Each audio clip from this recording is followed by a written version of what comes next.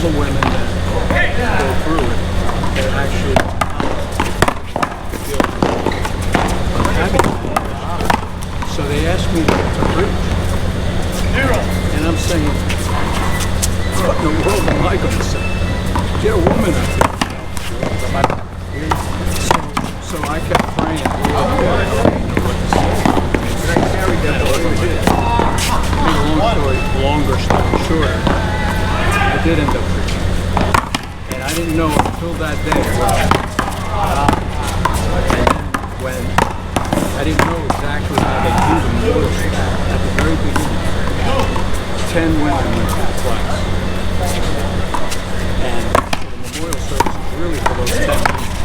And they brought a baby sheep to the altar. When that happened, it hit me like lightning. I said, her face up to your sins and work through what that does to God's heart. I can just that God is going to and I know that to be true. It was so impactful for me. Forget about everybody else, but it was impactful. They were not everybody's.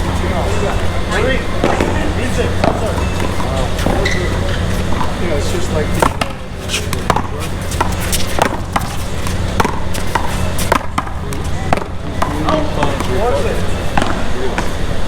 really? And then how so many people in life if they make themselves available.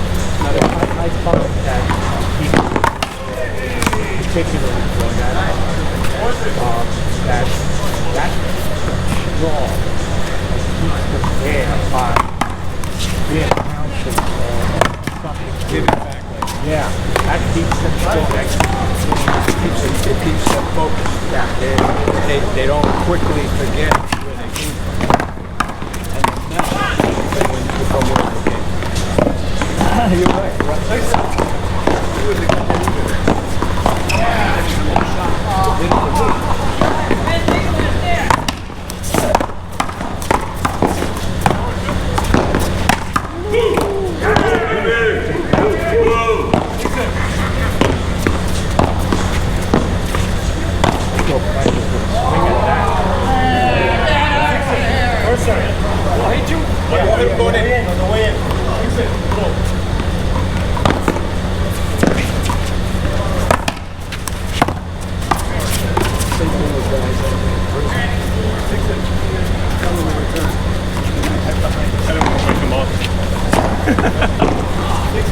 Thank you. All right.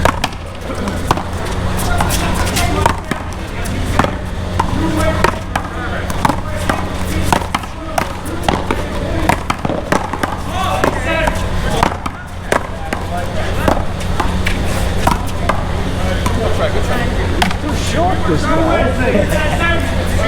That's discrimination. Or what they say now, right? Good job, Frank. All six. It's funny, the people that yell the most, complain the most about racism, have no clue, if you listen to them closely, have no clue how racist they are and what they're saying. They're being racist to the people that they're judging. There was a talk show on the other day. It was on a radio station, a black radio station. And the question was put out there, how do you feel about interracial? The guy said, how would you feel? The woman said to the guy, how would you feel if it was a white guy? So Jimmy's on the radio, you know, all it is. Well, you know, I would prefer that she brought home a brother, a black man. But I'm not saying that I'm prejudiced. It's just that remark alone says that he is. Yeah. But you never know where you find love. He kind of cleaned it up a little bit. Really, something. But the majority of them say the same thing. that radio station is very that way. Liberal? No, Conservative. yeah, no, not even just racist. Yeah. I mean, anything. I like the music. I like that music, so I listen to that radio station. But you have to listen to their comments. Is that like hip hop or jazz? It's called adult. Adult. Is it But like yeah, they play. soft music? They don't play all hip hop. They play a lot of R&B. Oh, okay. Yeah, I like that. I like that Oh, I myself. love R&B. It's my favorite. It's interesting how R&B. I don't know about now. I don't follow it now, but in the day, how meaningful the lyrics. Yeah. You know what I mean? Yeah. They had a story worth telling. Now it's more of a headache. Well, then it got into violence. Right. The rap and all that. Steve-O!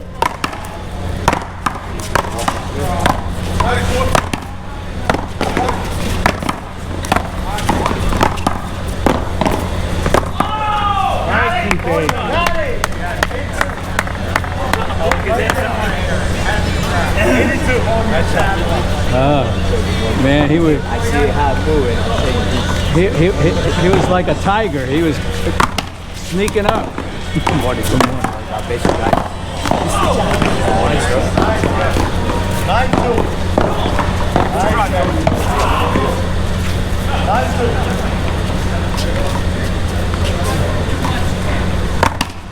Do they still have the Haitian priest over there? I think Maurice.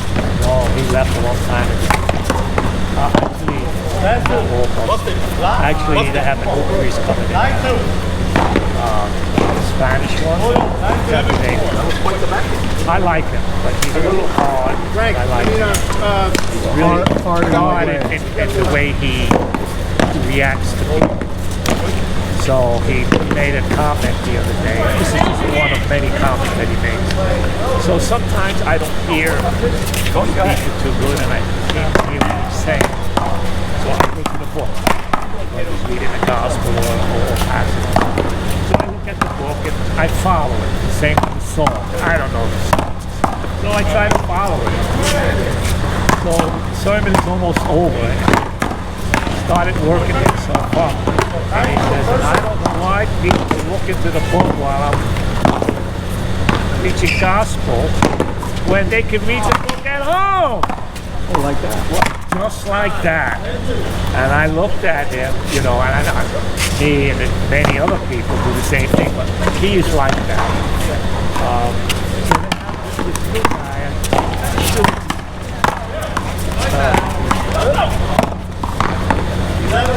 Asian, Korean, Filipino, or something. I'm not sure yet. I had one sermon where I heard him once and didn't understand quite everything he was saying. And it was a little repetitious. But yeah, he's going to be taking over.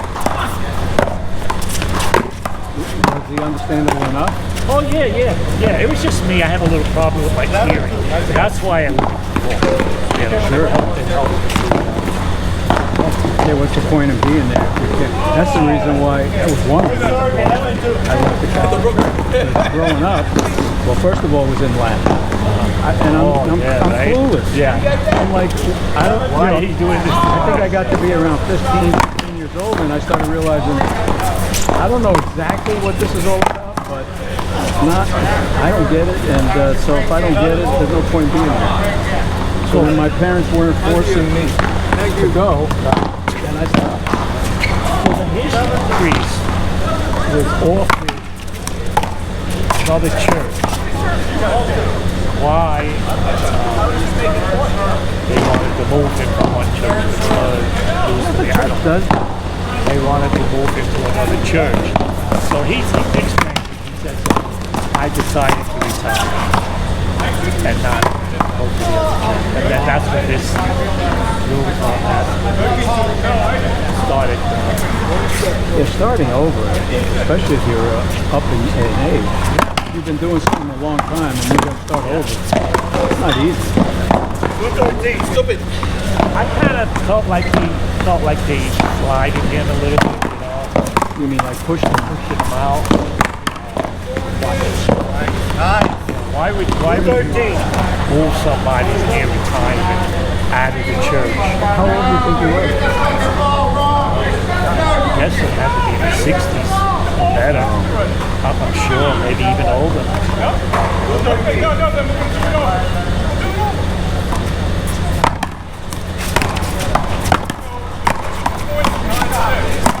Oh, Lazy.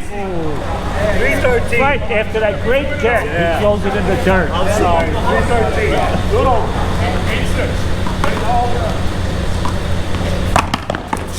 Have you ever tried going to Hey Little guys. Flower? Hey guys. Yes, I went there. My friend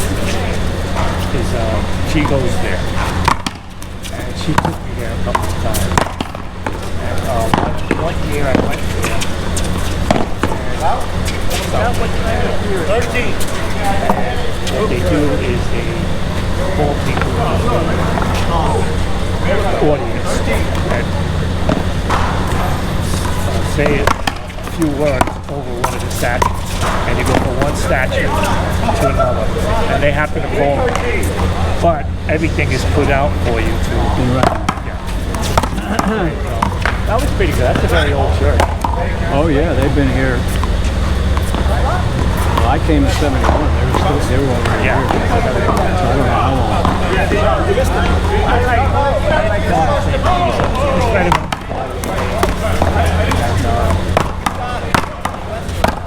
talking to someone. Jimmy. Yeah, I was talking to Jimmy the other day. We were on the boardwalk. Ping pong or? Ping pong. And I was telling them that it wasn't to the hour your church. I would have gone there a long time ago. But at 10 o'clock, it's kind of like mid-morning. Like, I like to go to the 8 o'clock mass. Oh, and get that out. Yeah, I like to go there, you know. Yeah, we're at 10:30. Yeah, oh, and yeah. So, I have my friends' children. I went to their church here in Orlando. 13-4. Well, the daughter. It's a Christian church. Great. It was great. Were you able to understand? Yeah. Oh, yeah. It was. 413. Oh, yeah. And no one was dressed fancy. You know, the guy that was giving the sermon, very down to earth. He's a young guy too, and it was a great service. I enjoyed it. You don't remember the name of it. No, I don't. This is in Orlando.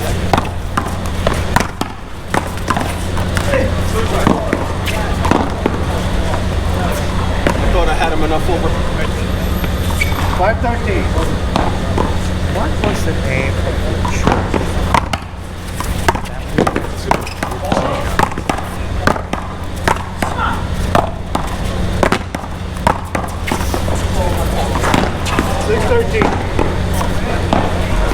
Yeah. I mean, when I was growing up, I went through religious instruction, you know. Yeah, every Wednesday. Originally, I did it to get out of school. And it just so happens that the school is here. My apartment, our church. So a lot of times I stopped at my apartment and never. But anyway, so there was this brother Paul. He started a Bible study class in the neighborhood in his apartment. And he had his first apartment in the backyard. Was he a priest or just a layman? Yeah, he wasn't anything. The long story behind that, I'll tell you later. So anyway, so he used to take us to this church, the Baptist church in the Bronx. And we were in Brooklyn. And we would get on the train and he would take us out. How old were you? Young teen. Oh, okay. Yeah. Well, that was really interesting. I enjoyed it.